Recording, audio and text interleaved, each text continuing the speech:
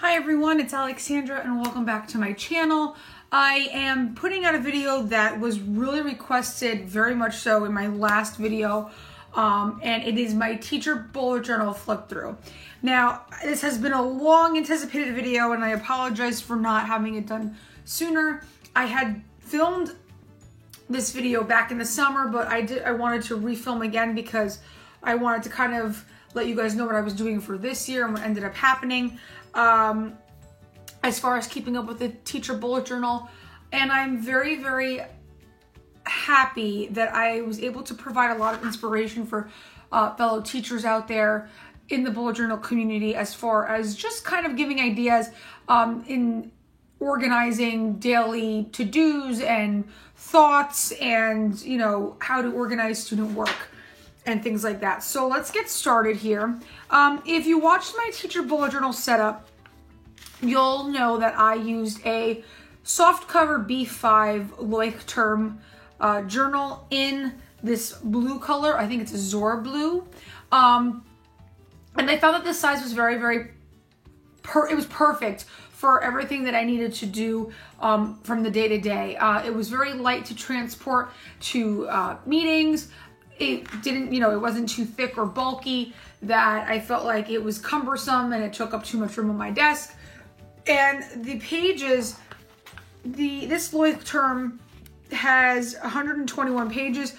I ended up having 40 pages left over when all was said and done with this, and I'll explain to you why, but it had more than enough room for me to put what I needed to put in here. I did not put lesson plans in here. Lesson plans were done electronically, and I did not put the day-to-day grades.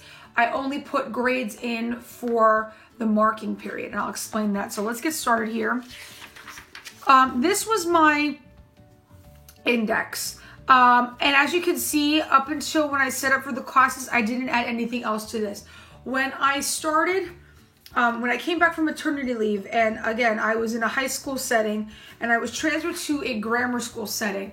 So in my mind, I really felt like the schedule was going to be the same day to day as I was used to in the high school, and I could not have been more wrong. So I really thought that I was gonna have more time to put in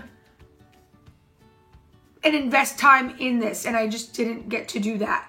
And you're gonna see how that all kind of comes into fruition here. Okay, so I had my index and I had my key, which I didn't even get to use. And I feel like in some ways, I don't know if it's a true bullet journal in the sense, because there were no dailies and there were no weeklies in this. It was just a lot of long-term planning, grade book, if you will, note-taking.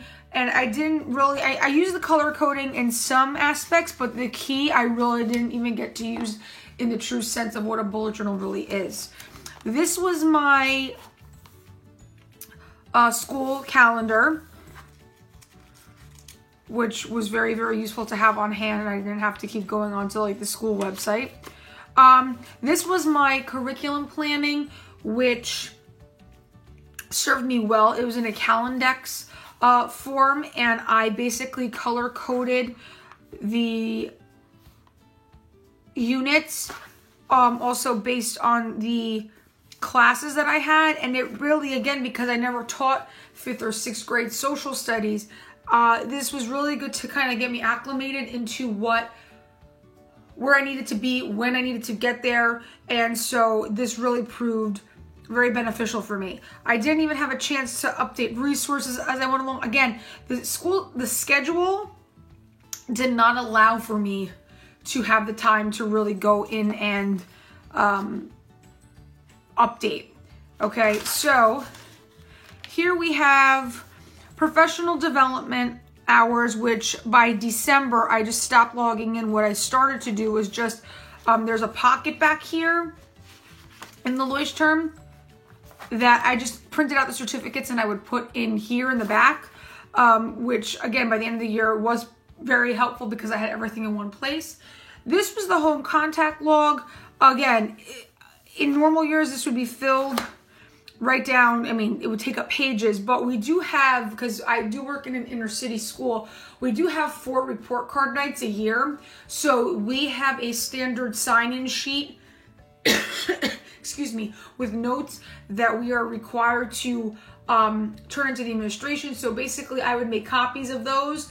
Any parents that I interacted with or talked to, they would go on those lists. This was just anything else besides that, phone calls, or if a parent came in for a conference, but other home contact logs or parent conferences were logged in on a school provided sign-in sheet. This was Bloom's Taxonomy. This really helped me as far as if I really felt like I was in a rut, or I wanted to try something new, or I needed ideas for projects. This really helped me with different activities that I could use just to kind of switch things up and really kind of remember what category in Bloom's Taxonomy with higher level thinking, higher order thinking, where that kind of fell in the grand scheme of things. So this was very, very, very helpful to me. The teacher dashboard, which I loved, and it really served me well. Again, though, I've been teaching for a long time. This is my 11th year of teaching. And so I felt like in the beginning of the year, this worked out really well because I was kind of beside myself. I was in a new environment. I didn't really know. I was kind of learning as I went along. But I think I reverted back to I mentally remembered everything, or the day-to-day stuff, and this is where the lines kind of got blurred, went into my personal journal because I have this with me all the time. This one here, I would leave at school on my desk, so I didn't have it with me all the time to like write down what I needed to do. And as you can see here, I stopped around December where the Christmas decorations, and I didn't get to use it to its full potential. Again, everything started going in here like the second half of the year, just because I had it with me all the time. This here was so helpful, this spread. And if this looks like nothing to you, let me explain here. I taught 6 sections of social studies. I taught 3 5th grade sections, 3 6th grade sections. And these here, the 5 rows are for the days of the week. So Monday, Tuesday, Wednesday, Thursday, Friday. I had it color coded by class using the color code that I had in the key. And basically, because my schedule was crazy, some classes I saw 40 minutes, some classes I saw 80 minutes. On some days I didn't see them at all. And then the way the schedule was, sometimes I would go without seeing a class for maybe almost a week, and I would totally forget where I left off. So this here was basically just a brief note to myself of what we did that day, how long we met, what we did, and where we kind of left off. So then I knew that for example, we did a mock election here for this class. Friday, I didn't see them. So when I saw them on Monday, I knew that on Thursday we left off here. So then I would write, I would just move the Post-its down the line as the weeks would move forward. Again, though, once I found my groove, and that was probably at the end of the first marking period, and I got acclimated to the schedule, I really didn't use this anymore. But can I just tell you that this was my sanity for the first 2 months of school going back, because I didn't know whether I was coming or going. And this was really a great way for me to just kind of keep track of where I was in each class, because I'll show you my schedule and it was nuts. Absolutely crazy. So this really helped me out a lot, just as a mental note to myself of what we did that day and where we left off. Meeting notes ended up going in the back for some reason. So again, this is not like my personal bullet journal, very just rough, messy handwriting and things like that. So all the notes ended up going back here. Things my students say, again, it got so crazy that I didn't even have a chance to sit down and be like, oh, I gotta write that down. Because it was just, let's be realistic. If you are a teacher and you teach multiple classes, multiple sections, multiple grades, you're lucky if you have enough time to grade anything. Never mind write this stuff down. It was a great idea, and I wish I did it, but I just didn't have time. Okay, so let me see here. back of this card here too. Okay. So this was my schedule. I had it color coded by class. It was just insane. I had lunches every different days of the week, depending. I color coded some, again, 40 minutes, some 80 minutes. It was ridiculous. This year, I'm happy to say my schedule makes a little more sense. And I know, and it's a 6-day cycle that we have.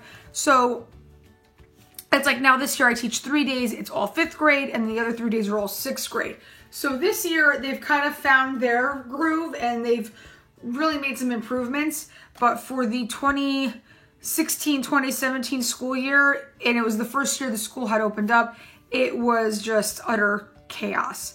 The websites and passwords were awesome. I still referred back to this, excuse me, if I forget a password to any of my any websites or any logins that I have.